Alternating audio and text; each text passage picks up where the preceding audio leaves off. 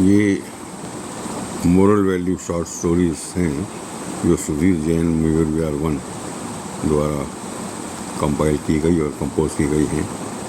تو اس کہانی کی سیریز میں جو کہ امیزن KDP پہ بھی اویلیبل ہے، moral value for school children and for all. تو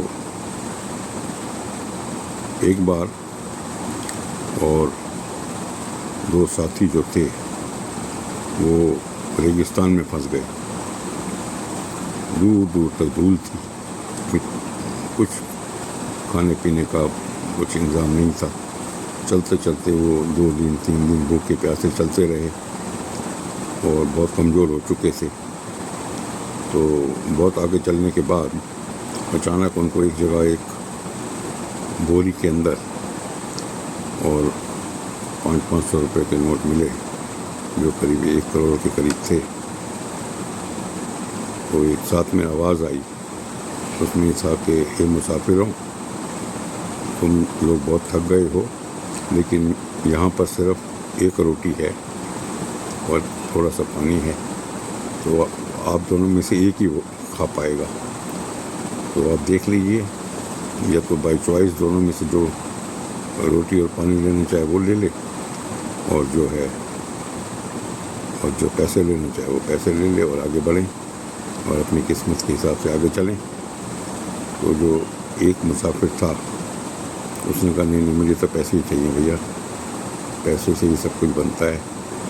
لیکن اور دوسرا آدمی نے کہا کوئی بات نہیں، آپ لے لیجئے، مجھے تو جو ہے پیسہ تو پھر آ جائے گا، لیکن یہ جو سکھ اور شانتی ہے، شریر ہے، من کا چین ہے، یہ پہلے ضروری ہے. تو یہ کہتے ہوئے اس نے پیسے کو چھوڑ دیا اور وہ پانی کا گلاس اور روٹی کھا لی اور اپنی شانتی سے اس کو کھا لیا. اب دوسرا آدمی جو تھا وہ کمزور، وہ بھی تھا، پانی نہیں ملا، کھانا نہیں ملا، اوپر سے قریب 20 کلو وزن. اب یہ تھیلا اس کے اوپر اور آ گیا پیسے کا بھار، اور وہ لے کے اس کو آگے چلنے لگے. اور پھر کئی دن اور بیت گئے، پھر بھوکے پیاسے. اب جس نے کچھ نہیں کھایا تھا وہ تو اور کمزور ہو گیا، شتل ہو گیا، اور پیسے کا بوجھ بھی اس کو بھاری پڑا تھا. اس کا سارا سکھ اور چین اور شانتی ختم ہو چکا تھا. آگے چلتے چلتے ایک ان کو پھر آواز آئی، اور انہوں نے اس آواز نے کہا ہے مسافروں، میرا جو ہے ایک چھوٹا بچہ ایک گڈھے میں گر گیا ہے اور اس کو آگے سے آپ نکال دیں تو میں آپ کو 1 کروڑ روپے اس چیز پہ دوں گا. تو جو آدمی یہ کمزور تھا اس کو پھر لالچ آیا کہ میں نکال دوں، لیکن اس میں اتنی شکتی نہیں بچی تھی کہ وہ اب اس کو کچھ ایسا کر سکے. بھوکا پیاسا تھا، لاچار تھا. لیکن دوسرا آدمی تھا جس نے آرام سے کھا پی لیا تھا، اس نے فوراً اس میں گڈھے میں گھسا اور اس کو آرام سے نکال کے اس کے بچے کو اس کو پکڑا دیا، اور اس نے اس کو بھی 1 کروڑ روپے دے دیے. یہ کر دونوں جو ہے اپنا اپنا بوجھ اٹھا کے آگے چلنے لگے.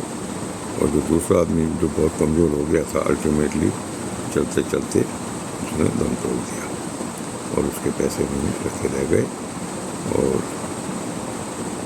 جس آدمی جو دوسرا اس کا ساتھی تھا، کچھ دور چلنے کے بعد اس کو شہر دکھائی دیا. اس نے وہاں جا کے خبر کی، کچھ لوگ واپس آئے اور اس کے جو ساتھی نے دم توڑ دیا تھا اس کو بھی لے گئے، اس کا داہ سنسکار وغیرہ کیا، اور اس کے جو پیسے تھے تو انہوں نے اس کو گورنمنٹ میں جمع کرا دیے اپنے غریب لوگوں کے لیے.